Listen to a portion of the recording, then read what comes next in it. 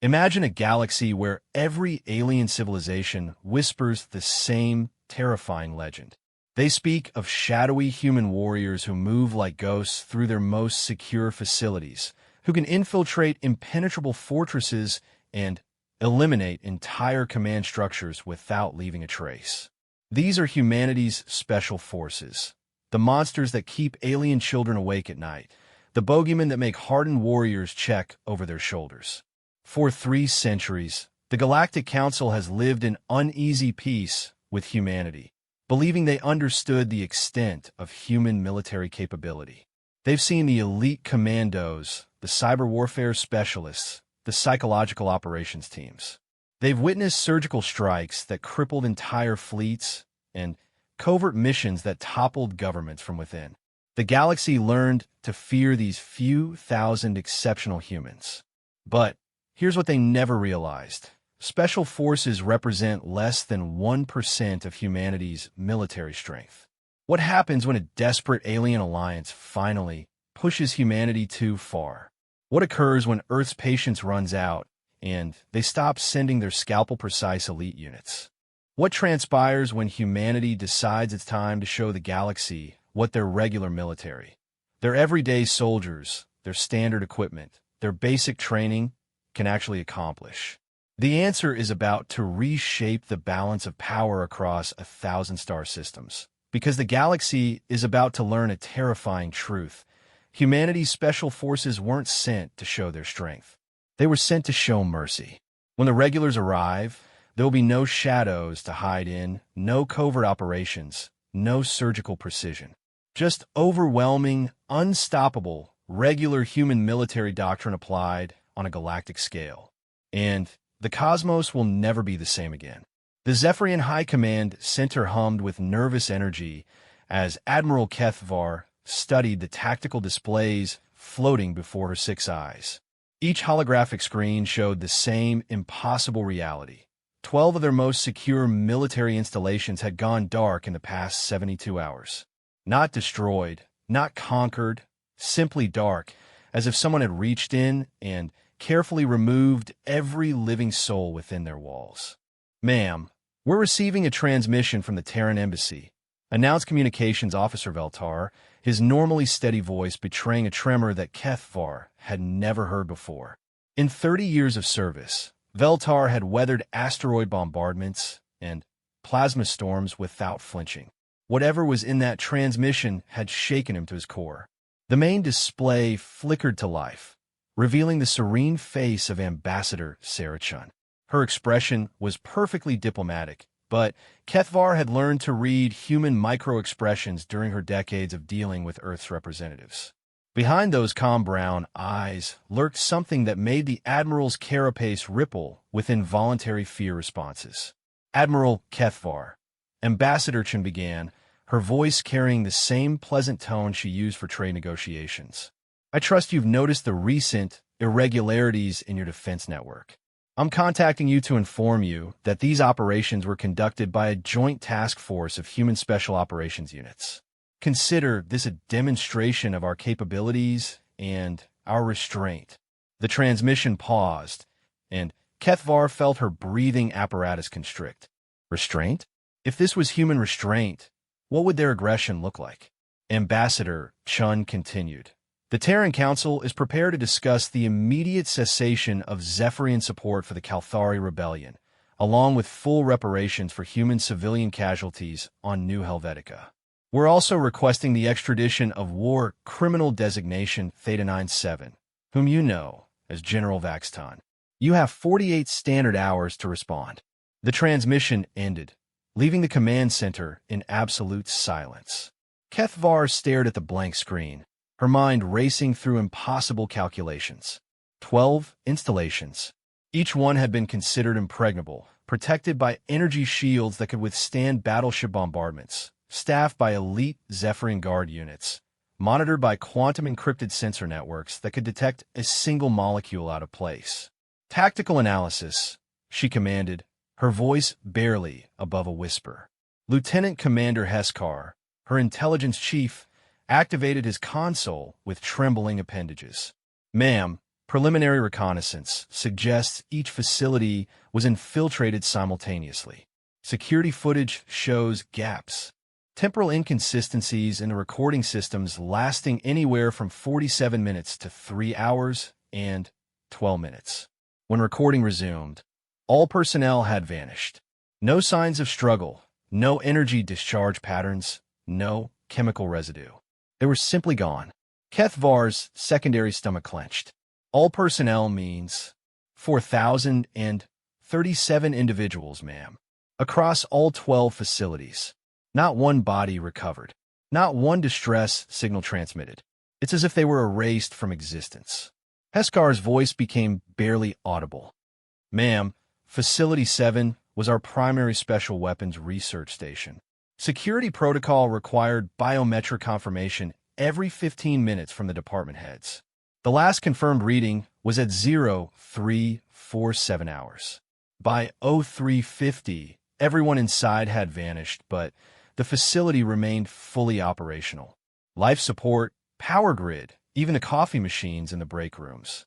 Everything except the people. The Admiral leaned back in her command chair, feeling the weight of cosmic implications settling on her shoulders. For 3 centuries, the Galactic Council had maintained an uneasy peace with humanity. They knew humans were dangerous. Their psychological profiles indicated a species prone to violence, innovation, and disturbing tactical creativity. But they believed they understood the parameters of human capability. Humanity's special forces had become legend throughout the galaxy. Ghost stories whispered in military academies spoke of human operatives who could infiltrate Cavalian hive minds, who could turn Broodhorn berserkers against their own packs, who could convince AI-controlled defense networks to commit logical suicide. These stories have been dismissed as propaganda by most serious military strategists, filed away as psychological warfare designed to inflate human reputation beyond their actual capabilities. Now, Keth Var realized the stories weren't propaganda at all. They were warnings. Ma'am, Veltar interrupted her thoughts. Incoming priority transmission from the Galactic Council emergency session on Luna Station. The display activated again, revealing the assembled representatives of 47 species. At the center of the configuration sat Chancellor Mordith of the Technological Union, his usually gleaming metallic features dulled with what humans might recognize as exhaustion. Admiral Keth Var, Chancellor Mordith began, his synthesized voice carrying harmonic overtones of distress. We've been monitoring the situation developing in your sector. We need your immediate assessment of human military capabilities. Keth Var felt a bitter laugh bubble up from her third lung. Chancellor, with respect, I believe our assessment has been catastrophically inadequate. Our intelligence agencies have been tracking human military development for centuries. We know about their technological advancement rates, their industrial capacity, their population demographics. What we fail to understand is the qualitative difference between their regular forces and their special operations units. The reptilian delegate from the Scalatharian Empire leaned forward, her crest flaring with aggressive postures. Explain. We've been operating under the assumption that human special forces represent their military elite, the pinnacle of their capability. Based on today's demonstration, I believe we've been fundamentally wrong. These aren't their best soldiers operating at peak efficiency. These are their best soldiers operating under restrictive engagement protocols designed to minimize collateral damage and preserve galactic stability. Chancellor Mordith's optical sensors flickered rapidly, a sign of intensive data processing. Are you suggesting that human special forces have been holding back? I'm suggesting that human special forces have been showing us mercy, Chancellor. Think about it. Every human operation we've witnessed has been surgical, precise, targeted. They remove specific threats without disrupting surrounding infrastructure. They eliminate key personnel while leaving civilian populations untouched. They demonstrate capability without revealing methodology. Keth Var paused, allowing the implications to settle. That's not how you conduct warfare when your objective is total victory. That's how you conduct diplomacy when your objective is avoiding total warfare. The assembled delegates exchanged glances, translations, and electromagnetic communications. Finally, the gaseous representative from a nebula collective spoke through its crystalline interface. "Were you proposing, Admiral?" Kethvar looked directly into the transmission sensors. "I'm proposing that we've never seen actual human military doctrine in action. We've seen human restraint disguised as human capability. And if that's true, then we need to seriously reconsider our understanding of the strategic balance in this galaxy." Hours later, alone in her private quarters, Admiral Kethvar accessed her personal research files. For decades, she'd been conducting unauthorized analysis of human military history, fascinated by the psychological profiles of a species that seemed to excel at organized violence, while simultaneously developing complex ethical frameworks to constrain that same violence. The data painted a picture that kept her awake during sleep cycles. Humanity had spent thousands of years perfecting the art of warfare on a single planet. Their military traditions stretched back through countless conflicts, each one serving as a laboratory for tactical innovation and strategic evolution. They developed doctrine for fighting in every conceivable environment, from Arctic wastelands to urban centers, from underwater to orbital platforms, from conventional battlefields to cyber warfare dimensions that existed only in quantum space. But what truly disturbed Kethvar was the human concept of total war. Her translation algorithms struggled with the term because no other galactic species had developed equivalent doctrine. The closest comparison was Broodhan Berserker Rage, but even that was limited by biology and psychology. Human total war was different. It was systematic, organized, industrial-scale violence applied with logistical precision and technological superiority. She accessed historical records from Earth's ancient conflicts. The species had demonstrated the ability to mobilize entire planetary populations for warfare, converting civilian infrastructure into military production, transforming educational institutions into training facilities, redirecting scientific research toward weapons development. When humans committed to total warfare, the distinction between soldier and civilian blurred until entire societies became military organisms focused on a single objective: victory at any cost. And yet, in 3 centuries of galactic interaction, humans had never once applied these principles beyond their homeworld. Every human military action had been limited, proportional, designed to achieve specific political objectives without destabilizing the broader galactic community. Kethvar pulled up Ambassador Chen's transmission again, studying the human's facial expressions frame by frame. Behind that diplomatic calm, she could see something her translation algorithms couldn't interpret, a depth of controlled emotion that suggested vast reserves of restrained capability. The ambassador had mentioned restraint explicitly, not as a weakness but as a choice that could be revoked. As Admiral Kethvar prepared for what might be her final sleep cycle as a free being, one thought dominated her consciousness. If humanity's special forces represented their mercy, what would their regulars represent? The answer, she suspected, was something the galaxy was completely unprepared to discover. In the depths of space, automated monitoring stations recorded unusual energy signatures throughout human space. Manufacturing facilities that had been dormant for decades suddenly came online. Civilian transport schedules shifted to accommodate priority cargo shipments. Communication networks buzzed with encrypted transmissions using protocols that predated galactic contact. Humanity, it seemed, was waking up from a very long, very peaceful sleep. And the galaxy was about to learn the difference between what humans could do and what they chose to do. The emergency session of the Galactic Council had been running for 16 continuous hours, and Chancellor Mordith could feel his processing cores overheating from the strain of coordinating 47 different species communication protocols simultaneously. The holographic chamber buzzed with electromagnetic interference as delegates argued in 17 different spectrums of light, sound, and quantum resonance. At the center of the chaos stood Ambassador Chun, unchanged and unflappable despite the mounting hysteria surrounding her. She had been invited to address the council following Admiral Kethvar's disturbing report, and her very presence seemed to radiate a calm that made the alien delegates even more nervous. "Honored delegates," Ambassador Chen began, her voice cutting through the cacophony with practiced diplomatic precision. "I understand you have concerns about recent human military operations. I'm here to provide clarity and to offer a path forward that serves everyone's interests." The hegemony representative, a towering crystalline being whose thoughts manifested as prismatic light displays, flashed aggressive color patterns.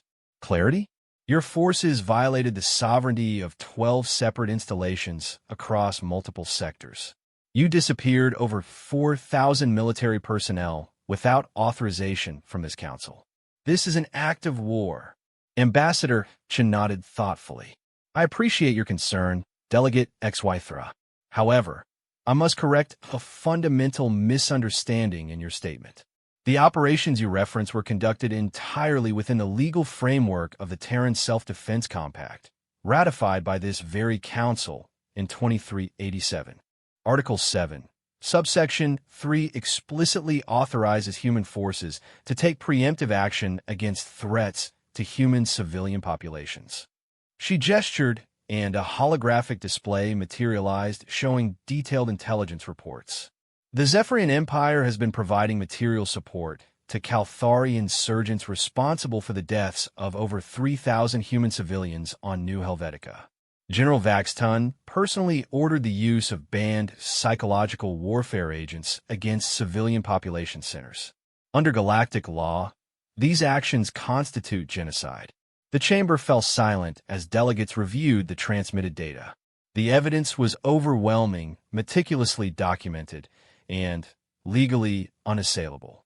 More disturbing to many delegates was the realization that human intelligence gathering capabilities had been far more comprehensive than anyone had suspected. "This intelligence," stammered the Aquatic Federation's representative through his translator matrix. "Some of these documents are from classified Zephyrian military archives. How did you acquire them?" Ambassador Chen smiled, and several delegates instinctively recoiled. "Delegate Merthak, I think you're asking the wrong question. The relevant question isn't how we acquired this intelligence. The relevant question is why you're surprised that we did." She paused, allowing the implications to settle. "For 3 centuries, this council has operated under the assumption that human capabilities are limited to what you've observed. You've seen our special forces conduct surgical operations, and you've concluded that represents the extent of our military doctrine. This assumption has led to a dangerous complacency regarding the consequences of threatening human populations."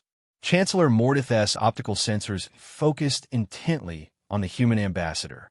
"Are you threatening this council?" "Absolutely not, Chancellor. I'm attempting to prevent a situation where threats become necessary. But I need you to understand something fundamental about human strategic thinking." Ambassador Chen activated another display, showing a complex network diagram. "What you call our special forces represent approximately 12,000 individuals drawn from a total human military population of over 47 million active personnel." The number hit the assembled delegates like a gravity wave. Several species' mathematical processing capabilities struggled to comprehend the ratio. 47 million. The entire military force of most galactic civilizations numbered in the low thousands. "But that can't be accurate," protested the insectoid collective's hive speaker. "Human population figures show only 8 billion individuals across all colonies. A military force of 47 million would represent 6% of your total population." "Your calculation is correct," Ambassador Chen confirmed. "What you're failing to account for is human military doctrine regarding civilian reserves. In addition to our active military personnel, we maintain training protocols for approximately 800 million civilian reserve forces who can be mobilized within 30 standard days." The silence that followed was absolute. 800 million. The number was so large that many delegates' translation systems began displaying error messages. "That's impossible. whispered the Technological Union's secondary representative.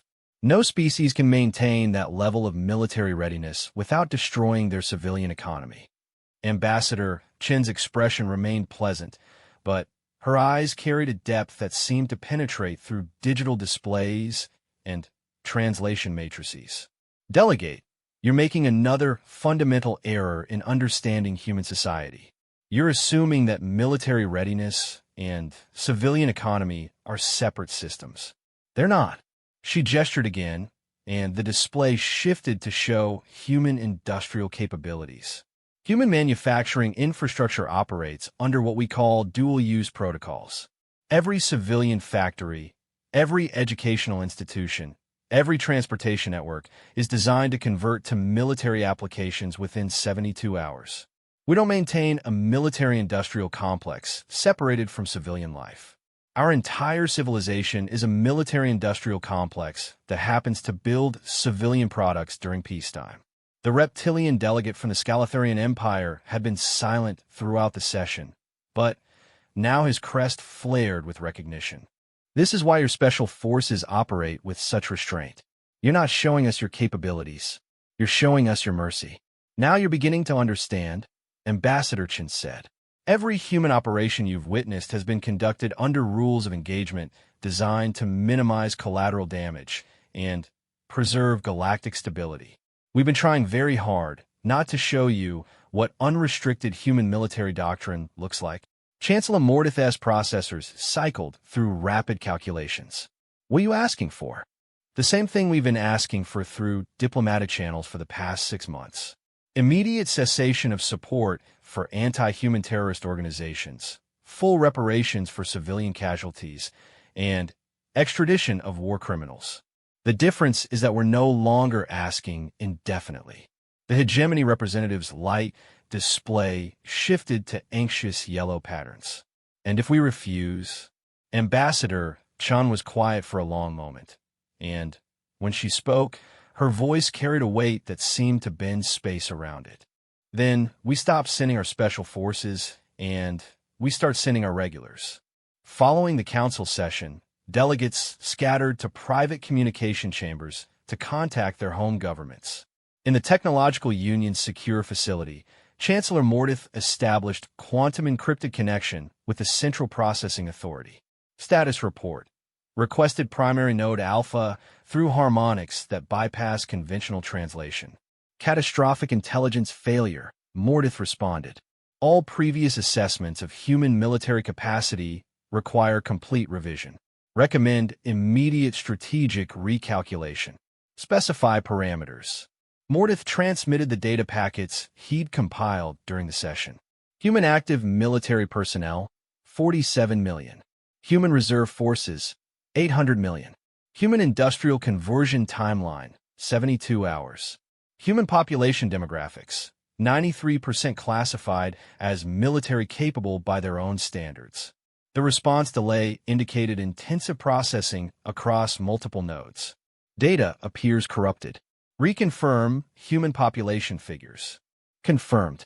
8 billion total population across 437 colonies and installations. Military service is voluntary, but culturally encouraged. Average human serves minimum 4 years active duty with lifetime reserve obligations. Another processing delay. Implications? If humans chose to implement total mobilization doctrine, they could field military force equivalent to 10% of total galactic population within 1 standard year. Their industrial capacity could produce military hardware at rates exceeding all other galactic civilizations combined. Assessment of human technological capabilities? Mordeth paused, reviewing classified intelligence reports that suddenly took on terrifying new significance. We may have fundamentally misunderstood human technological development patterns. What we interpreted as civilian research may actually be military research conducted through civilian institutions. Their universities, their private corporations, their entertainment industry. All of it may be contributing to military capability development without formal military classification. Recommend response protocol. Full diplomatic compliance with human demands. Immediate implementation of appeasement strategies. Under no circumstances should we trigger transition from human special operations to human conventional military doctrine. Justification. Chancellor Mordeth accessed his personal files, reviewing 3 centuries of human contact. Primary node. I've been studying human behavior since first contact. Their species demonstrates pattern consistent with apex predator psychology combined with sophisticated pack bonding instincts. They're capable of both individual violence and collective coordination at levels that exceed all known species. But they've also developed complex ethical frameworks that constrain their natural aggressive tendencies. He paused, processing the full implications of his analysis. What we've been seeing isn't human military capability. It's human military capability filtered through human moral philosophy. They've been trying very hard not to hurt us. If we force them to abandon that moral restraint, specify projected outcomes. Total galactic conquest within 5 standard years. Optimistically. Meanwhile, in the depths of human space, Colonel Sarah Martinez stood in the command center of the Terran Defense Forces Strategic Planning Division.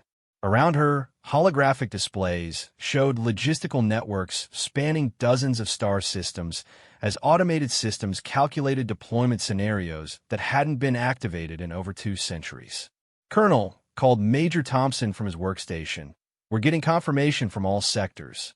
Reserves are reporting for activation ahead of schedule. Industrial conversion is proceeding faster than projected timelines. Colonel Martinez nodded, studying readiness reports that would have seemed impossible to outside observers.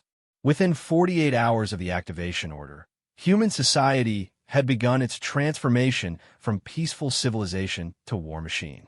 Civilian transportation networks reallocated capacity for military cargo. Manufacturing plants retooled assembly lines for military hardware production. Universities shifted research focus to weapons development projects. Most remarkably, it was all voluntary. No conscription orders, no martial law, no suspension of civil liberties. Simply a request from Earth government for citizens to support expanded military operations, and 8 billion humans had responded with enthusiasm that bordered on frightening. Ma'am, reported Lieutenant Kim from the Intelligence Division, we're receiving communications intercepts from multiple galactic governments. It appears our diplomatic demonstration has achieved desired psychological impact. Colonel Martinez smiled grimly. Any word from Admiral Chun? She reports the Galactic Council is reconsidering their positions regarding human demands. Good. Maybe we won't need to show them what the regulars can do. But as Colonel Martinez reviewed deployment plans that could put human forces in every inhabited system within 6 months, she couldn't help but think that maybe, just maybe, it was time for the galaxy to see what humanity looked like when they stopped playing by everyone else's rules. After all, they've been very patient for 300 years. And patience, like mercy, was a choice that could be revoked. The 48-hour deadline expired at 1,400 hours Galactic Standard Time on a Tuesday that would later be remembered as the day the galaxy's balance of power shifted permanently. Admiral Kethvar received the Zephyrian High Command's official response through encrypted quantum channels, and as she read the document, she felt her exoskeleton begin to secrete stress hormones. Absolutely not, read the message from Supreme Chancellor Vorthak. The Zephyrian Empire will not bow to human terrorist demands.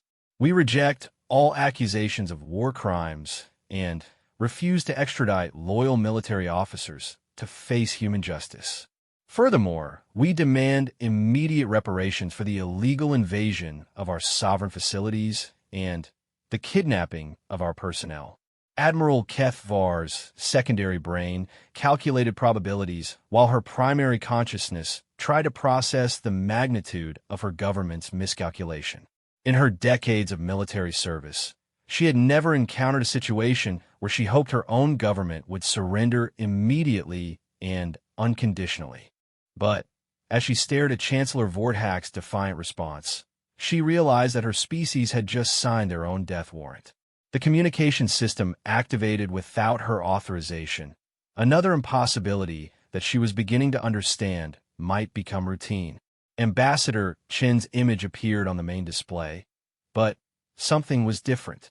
The diplomatic courtesy was gone, replaced by something that Kethvar's pattern recognition systems could only classify as military professionalism. Admiral Kethvar, Ambassador Chin said, her voice carrying clipped precision that reminded Kethvar of combat briefings. I'm contacting you to inform you that the deadline has passed without acceptable response for your government. Effective immediately, human forces are implementing Phase 2 operational protocols. I'm also authorized to offer you and your staff sanctuary aboard the human embassy vessel if you wish to avoid what comes next. Admiral Kethvar felt her legs begin to shake. Ambassador, with respect, what exactly comes next? Ambassador Chin's expression didn't change, but something shifted in her eyes, something that made Kethvar's survival instinct scream warnings. Admiral, for 3 centuries, human military operations in this galaxy have been conducted under what we call Special Operations Rules of Engagement. These protocols prioritize precision, minimize collateral damage, and preserve existing political structures. As of 14 minutes ago, those protocols have been suspended. She paused, consulting a datapad that Kethvar noticed was displaying information in rapid scrolls, the kind of real-time intelligence updates that only appear during active military operations. Admiral, you've asked what comes next. What comes next is that we stop sending individual teams to solve specific problems. What comes next is that we start sending battle groups to solve entire sectors of problems. What comes next is that the galaxy gets to see what human regular military doctrine looks like when we're not trying to avoid hurting anyone's feelings. The transmission shifted, and Kethvar found herself looking at a tactical display that made her consciousness reel. Hundreds of red icons were moving through space at velocities that shouldn't have been possible. Ship classifications that her databases couldn't identify. Energy signatures that exceeded her understanding of physics. This is the Terran 7th Fleet, Ambassador Chun continued, her voice now carrying the matter-of-fact tone of a military briefing. Flagship is the TDF Resolution, commissioned last month, and equipped with what we call post-diplomatic engagement systems. The 7th Fleet's mission is to demonstrate the difference between human special operations and human regular military capabilities. Admiral Kethvar's translation systems struggled with the term post-diplomatic engagement systems. The closest interpretation her software could manage was planet-killing weapons, but that seemed too extreme to be accurate. Ambassador, she managed to whisper, what are you going to do? We're going to conduct a standard human military operation under standard human rules of engagement. The objective is simple. Complete neutralization of military threats to human civilian populations and restoration of galactic stability through demonstration of capability. The display shifted again, showing detailed scans of Zephyrian military installations throughout their empire. Every base, every fleet, every hidden weapons facility appeared on the screen with precision that indicated intelligence gathering capabilities far beyond anything Kethvar had imagined possible. Admiral, I need you to understand something important. For 3 centuries, humans have been playing by galactic rules of warfare. Limited objectives, proportional response, respect for sovereignty, protection of civilian populations. These rules exist because galactic species haven't developed the military traditions necessary to survive total warfare doctrines. Ambassador Chin's image leaned forward slightly, and Kethvar could see reflected in her eyes the kind of strategic thinking that had allowed humans to dominate a planet before they ever left their home system. We're about to stop playing by galactic rules. We're about to start playing by human rules. And human rules are very, very different.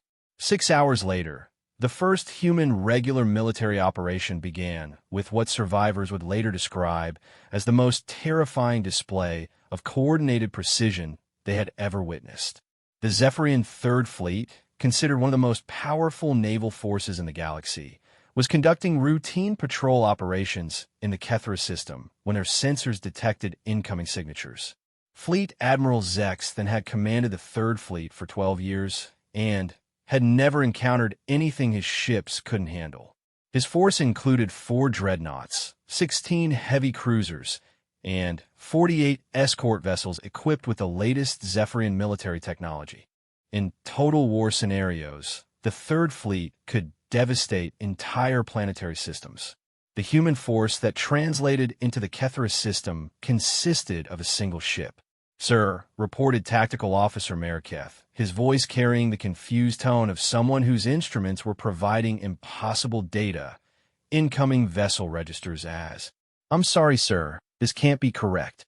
Admiral Zex then moved to the tactical station, reviewing the sensor readings himself.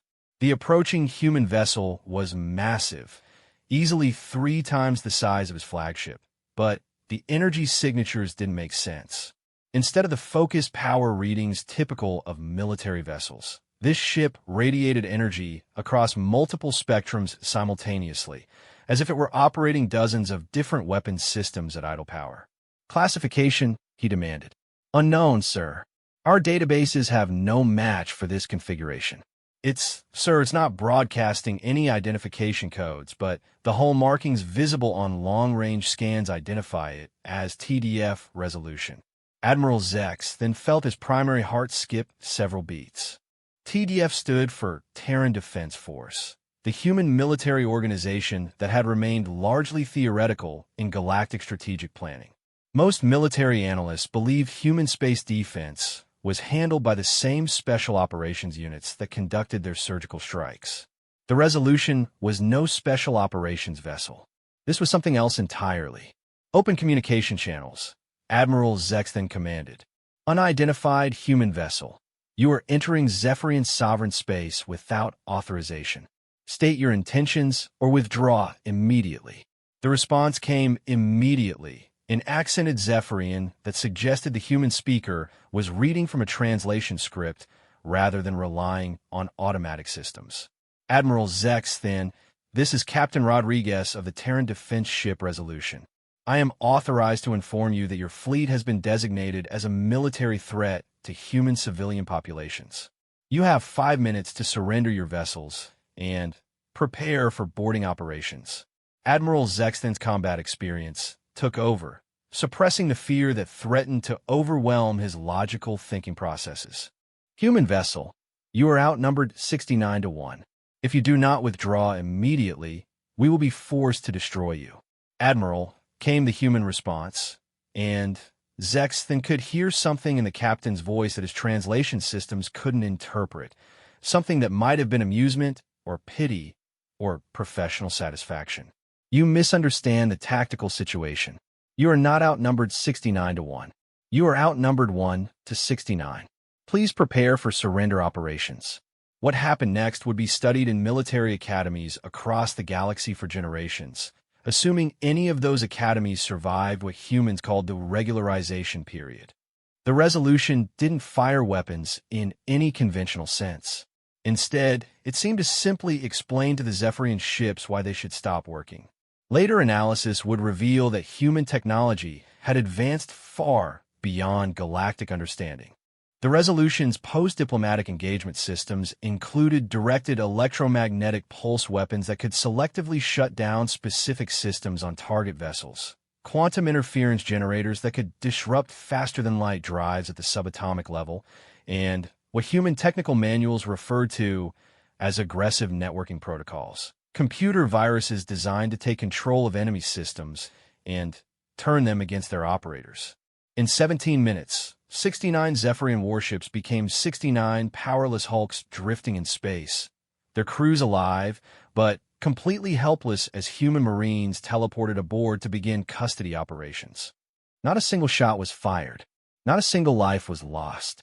The entire engagement was conducted with the kind of overwhelming technological superiority that made resistance not just futile, but impossible.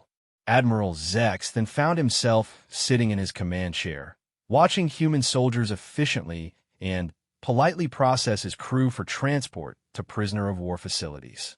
The humans moved with mechanical precision, following protocols that suggested they had done this thousands of times before. They were courteous, professional, and absolutely unstoppable. Captain Rodriguez, Admiral Zex, then said through the communication system that the humans had somehow repaired and improved while taking control of his ship. I don't understand how this is possible. The human captain's image appeared on the main display, and Zex then was surprised to see a relatively young human wearing insignia that suggested he was not even a senior officer. Admiral, with respect, you've been thinking about this incorrectly. You've been trying to understand human capabilities by extrapolating from limited data points. You've seen our special forces, and you've assumed that represents our maximum effort. Captain Rodriguez gestured, and tactical displays showed similar engagements occurring simultaneously across a dozen star systems. Everywhere, human regular military forces were demonstrating the same overwhelming superiority, the same effortless precision, the same polite professionalism. Admiral, our special forces weren't sent to show you what we could do. They were sent to solve problems while avoiding showing you what we could do. Now that diplomacy has failed, we're showing you what our regular military looks like. And this is just the 7th Fleet conducting standard patrol operations. The tactical display expanded, showing the positions of human fleets throughout the galaxy. Dozens of them, each one comparable in size and capability to the resolution. All of them moving with coordinated precision toward strategic objectives that covered every major alien civilization. How many fleets do you have? Admiral Zex then asked, though he suspected he didn't want to know the answer. Captain Rodriguez consulted his datapad. Operational fleets? Currently 47. But, Admiral, I think you're still asking the wrong questions. You're thinking about this like a conventional military engagement between comparable forces. This isn't that. This is a police action conducted by a civilization that has been trying very hard to avoid demonstrating why every other civilization in this galaxy should be afraid of us. He paused, and in that pause, Admiral Zex then heard the sound of inevitability. The good news, Admiral, is that once this is over, we can go back to being nice neighbors who solve problems with surgical precision instead of overwhelming force. But first, we have to solve a very large problem that has grown beyond the capabilities of surgical precision to address. As Admiral Zex then was escorted to comfortable detention quarters aboard a human prison ship, he couldn't help but reflect on the irony of the situation. For 3 centuries, the galaxy had feared human special forces because they were dangerous, precise, and unstoppable. Now he understood that they had feared them for entirely the wrong reasons. They should have feared them because they represented human self-control. Because when that self-control was removed, what remained was something that made their worst nightmares seem optimistic. 3 months after the first regular military operations commenced, Chancellor Mordith stood in what had once been the Galactic Council chambers on Luna Station. The space had been renamed the Galactic Coordination Center by the humans, who insisted the change reflected a more collaborative approach to interstellar governance.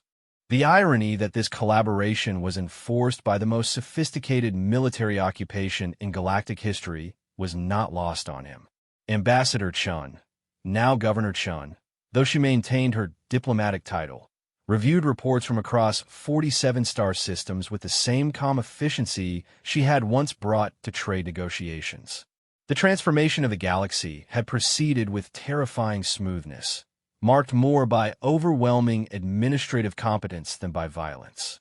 Chancellor, Governor Chun said, looking up from her data tablets, I have the final reports from the pacification assessment teams. Would you like to review the numbers? Mordith's optical sensors focused on the documents, though he suspected the statistics would only confirm what he already knew. The human regularization period had concluded with results that defied every strategic projection his civilization had developed. Total military casualties across all galactic civilizations, 4,012 individuals. Total civilian casualties, 0. Total infrastructure damage, minimal, primarily limited to voluntary upgrades of planetary defense networks to human compatibility standards. Governor Chin's voice carried the matter-of-fact tone of someone reading shipping manifests rather than describing the conquest of an entire galaxy. Infrastructure upgrades? Mordeth inquired, though his translation systems struggled with the concept. Nothing dramatic, Chancellor. Standard improvements to power grids, communication networks, transportation systems. The kind of basic modernization that helps newly integrated territories participate more effectively in galactic commerce and governance. She gestured, and holographic displays showed transformation statistics that would have seemed impossible if Mordeth hadn't witnessed them directly. Agricultural output across former Zephyrian territories, up 37%. Industrial production in previous Calthari systems, increased by 62%. Educational network efficiency throughout former hegemony space, improved by 45%. Crime rates in occupied systems, down 93%. The humans hadn't conquered the galaxy. They had improved it. Chancellor, I know this transition has been difficult for many species, Governor Chun continued, but I hope you're beginning to understand our perspective. For 3 centuries, we watched galactic civilization struggling with inefficiencies that we could easily solve. Conflict resolution mechanisms that took decades when they should take days. Resource distribution systems that created artificial scarcity while abundance was theoretically achievable. Military expenditures that consumed enormous resources while providing minimal actual security. Mordeth processed the implications. You're saying you conquered us for our own good? Governor Chun looked genuinely surprised by the question. Chancellor, we didn't conquer anyone. We eliminated military threats to civilian populations and implemented administrative assistance programs for struggling governmental systems. The fact that this process involved displacing ineffective leadership structures was an unfortunate but necessary side effect. The euphemisms were staggering. Administrative assistance programs had transformed 47 independent civilizations into efficient administrative districts of what humans politely called the Galactic Cooperative. Displacing ineffective leadership structures meant that every government in the galaxy now reported to human administrators who maintained final authority over all strategic decisions. What happens now? Mordeth asked, though he suspected he already knew the answer. Now we go back to normal, Governor Chun replied, with some improvements. Human special forces return to their traditional role as discrete problem solvers. Human regular military forces return to standard defensive operations.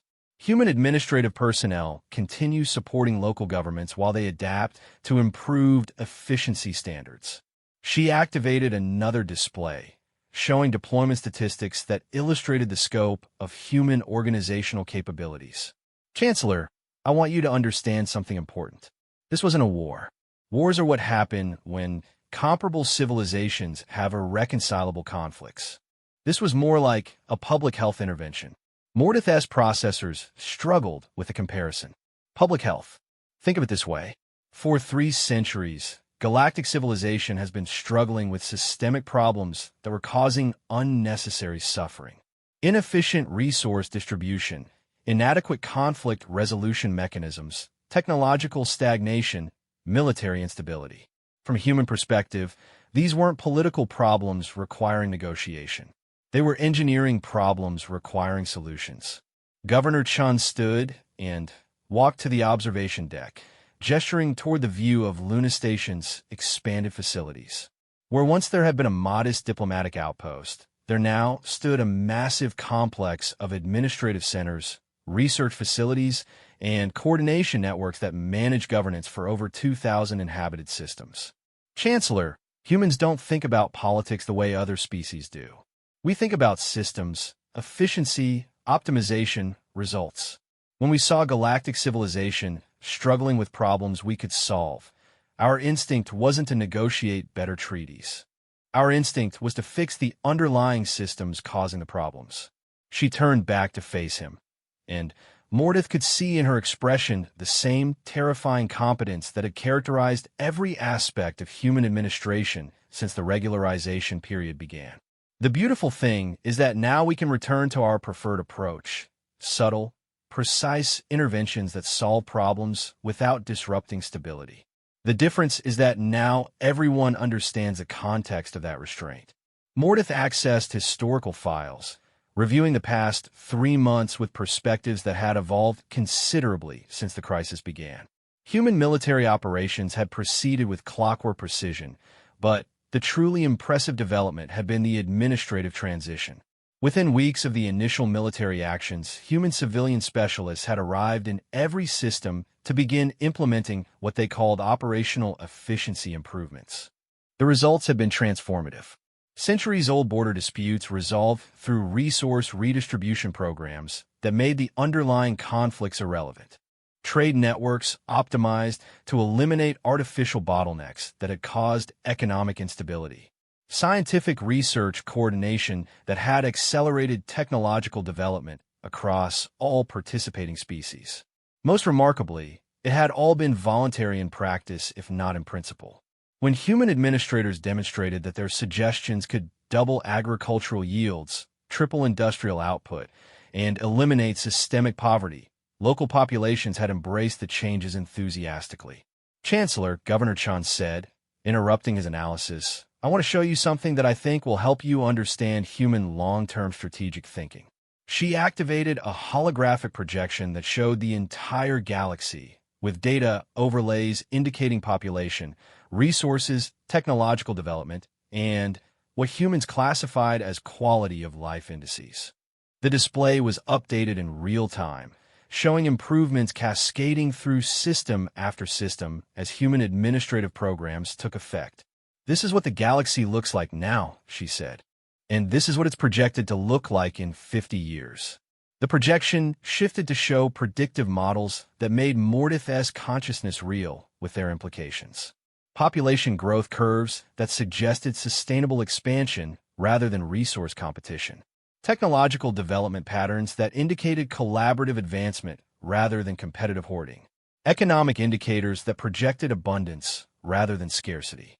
Chancellor, humans have been waiting 3 centuries for galactic civilization to develop the capacity for this kind of coordinated optimization. We were hoping you would eventually build the institutional frameworks necessary for large-scale cooperation without external intervention." Governor Chin's expression carried something that Mordeth's emotion recognition systems could only interpret as regret. Unfortunately, it became clear that the existing political structures were incapable of evolving beyond conflict-based resource competition. So we had to provide some guidance. Mordeth studied the projections, trying to comprehend the scope of human strategic planning. "You're talking about transforming galactic civilization for the next 1,000 years. At minimum," Governor Chun confirmed. "Chancellor, humans think in terms of geological timescales when we're planning infrastructure projects. We build things to last millennia, not decades. When we commit to administrative responsibility for galactic governance, we're committing to ensuring that our children's children's children inherit a galaxy that's better than the one we found." She gestured toward the observation deck's view of human construction projects throughout the Luna system. Massive orbital platforms were being assembled with engineering precision that suggested they were designed to operate for centuries without maintenance. "The galaxy feared our special forces because they were dangerous. That was a reasonable fear, but it missed the larger point. Our special forces were dangerous because they represented controlled application of human capability. They were successful because behind every individual operator stood the entire infrastructure of human civilization." Governor Chun activated a final display, showing the true scope of human military and administrative capabilities. 47 active fleets, each one capable of overwhelming any conventional galactic military force. 800 million reserve personnel who could be mobilized within 30 days.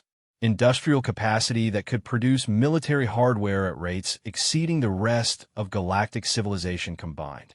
Research and development programs that have been quietly advancing human technology centuries beyond galactic standards. Chancellor, what the galaxy never understood is that our special forces weren't our military. They were our diplomats. They were the people we sent when we wanted to solve problems without revealing the full scope of what we could do if problems couldn't be solved diplomatically. Mordith felt his consciousness expanding as he grasped the full implications of human strategic thinking. For 3 centuries, every interaction with human diplomats had actually been interaction with human military personnel operating under extreme constraints designed to avoid triggering larger conflicts. So what happens now? He asked again, though now he understood that the question itself revealed limited thinking. Governor Chun smiled, and for the first time since the crisis began, Mordith saw in that expression something that approximated genuine warmth rather than professional courtesy. Now we go back to sending our special forces to solve discrete problems. The difference is that now everyone understands what happens if those discrete problems grow into systemic problems.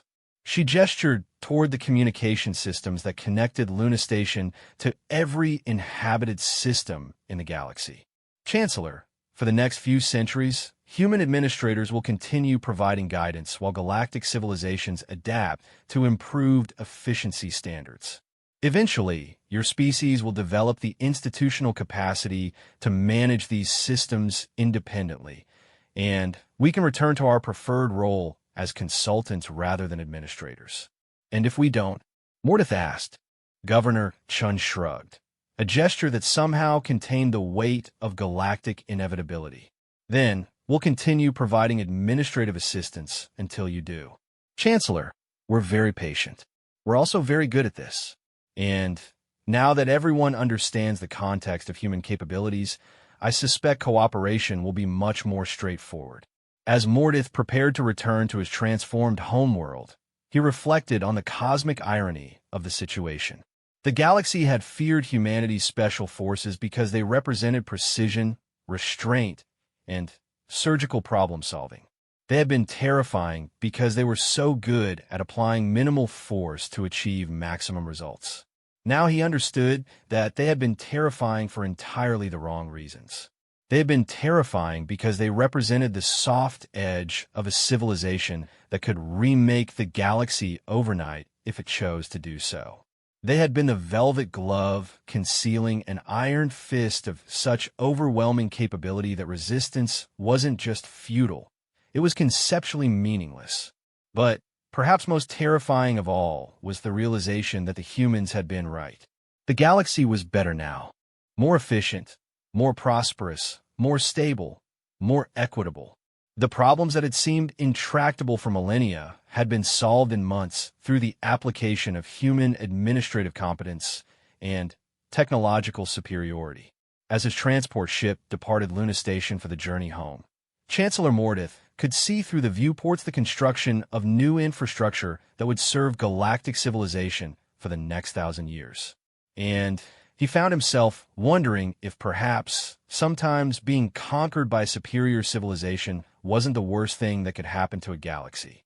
After all, the humans had promised to go back to being nice neighbors who solved problems with surgical precision rather than overwhelming force.